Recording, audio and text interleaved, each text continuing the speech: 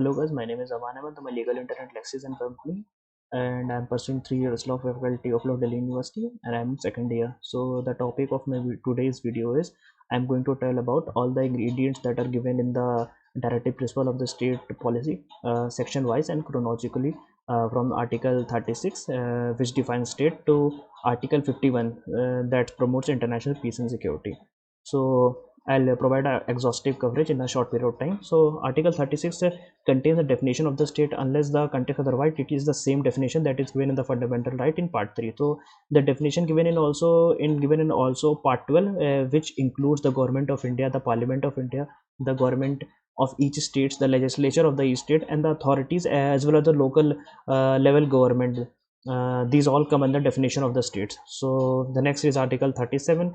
So it mentions the two most important characteristics of the DPSP, and the first is they are not enforceable in the court of law, and are the basic and essential for the governance of the country, and are a basic guidelines that the state should achieve and do. So this is mentioned in my previous video, you guys can check it out. So the provisions mentioned in this part shall not be enforceable in any court, and principle laid out in this part are fundamental for the governance of this country. So these fundamental principles are also socialist principle. The ideology of socialism was laid down in the framework of the constitution. Its ultimate aim is to provide social and economic justice to all of the citizens so that state can fulfill the criteria of a welfare state. So next is Article 38. Article 38 talks about social, political, economic justice. It directs the state should ensure a social order which provides social, political, economic justice to all the citizens, and its subclause 2 says that state shall reduce the inequalities faced by the people on the grounds like income, status, opportunities, and the facilities that are given to them. This list is not exhaustive. And court can interpret regarding that. So Article 39 mentions that all the principles of policy which must be followed by the state. So the state shall make its policy toward the many objective like as men, women, and citizens should get adequate means of livelihood, and the ownership of the control should be wholly and not to be given on to any one person. The economic system should be such that the concentration of wealth is not in few hands, but it is distributed equally. The socialist principle, of course. So there should be no gender discrimination between the men and women, and they should get an equal remuneration for their equal work.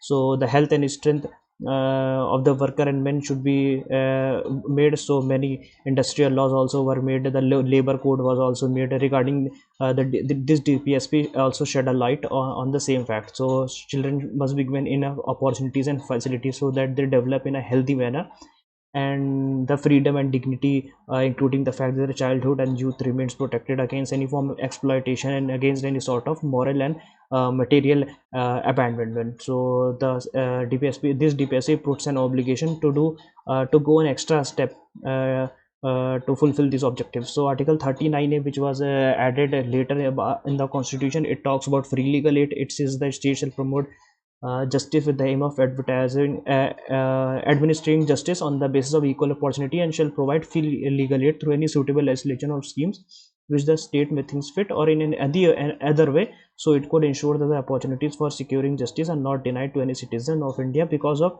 economic backwardness or any disability regarding so the next article 41, which talks about the welfare government. It states that state shall make effective provision for securing the right to work, the employment and old age, and unemployment if related to old age, disability, or any other case. The state should protect it.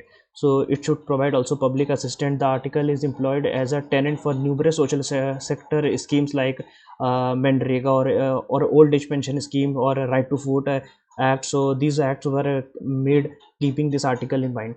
So Article 42 talks about securing just and humane work and maternity leave. So it shall create a provision as to the citizens get easy, just and humane condition for working. It should also provide maternity relief for the women.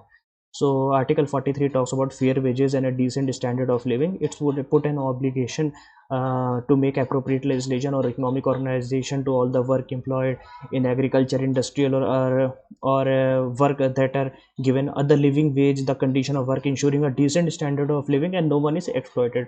So it basically talks about it. Article 47 talks about proper nutrition and standard of living and public health. Then there are some of the Gandhian principles, which are Article 40. Article 40 tells the makers to for organizing the village panchayats. So the 73rd and the 74th amendment of the constitution, which were related to the panchayati raj and municipal corporation respectively, later on ended up as a constitutionally backed framework for the principles that are mentioned in Article 4. So Article 43 talks about fair wages and a decent standard of living, and Article 43b talks about promotion of cooperative society. It was inserted by the 97 Amendment Act in 2011. The state should endeavor to promote the management of a cooperative societies to help the people who are engaged in the same. So Article 46 talks about protection of the SC/ST's weaker section from exploitation, and Article 47 reiterates to talk about nutrition, standard of living, and public health. And then there is Article 48, which talks about scientific agriculture. The word is scientific because our country was basically very primitive in agrarian. So the makers realize this, and they have the put article section 58, article 58, which tells the legislature to improve scientific mindset in the policy making. So scientific agriculture and animal husbandry was also put. So then there was some intellectual article, which were Article 44, which were way ahead of time. That is the Uniform Civil Code. And then there is Article 45, which is provision for free and compulsory education for the children of this country. Then there is Article 48, which is organization of agriculture and animal husbandry. Then Article 48, which is Environment and Wildlife Protection Act. Protection and Wildlife Protection Act was also, can be said, it was a subset of this section article.